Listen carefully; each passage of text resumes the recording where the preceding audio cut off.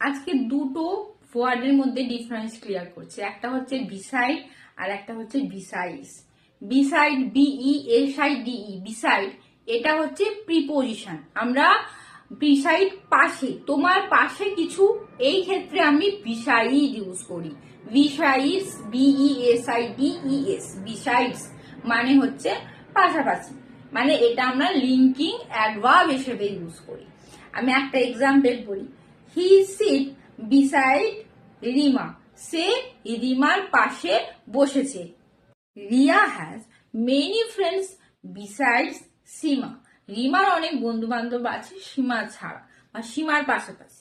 তাহলে একটাতে কি হচ্ছে, পাশে, পাশে বোঝাচ্ছে, স্থান বোঝাচ্ছে। প্রিপোজিশন মানে কি, স্থান বোঝায়, নাউনের স্থান বোঝায়। আর একটাতে কি হয়ে যাচ্ছে, বিসাইডস আমরা প্রিপোজিশন হিসেবে ইউজ করি এবং লিঙ্কিং অ্যাডভার্ব হিসেবে ইউজ করি। সেটাতে আমি ইউজ করছি কি, যে তার সেই বন্ধু ছাড়াও পাশাপাশি আরো অনেক বন্ধু আছে, এখানে কিন্তু কোনো স্থান বোঝাচ্ছে না, তাই তো।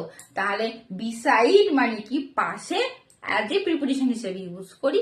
আর বিসাইডস মানে পাশাপাশি, এটা আমরা প্রিপোজিশন এবং অ্যাডভার্ব দুই ক্ষেত্রে ইউজ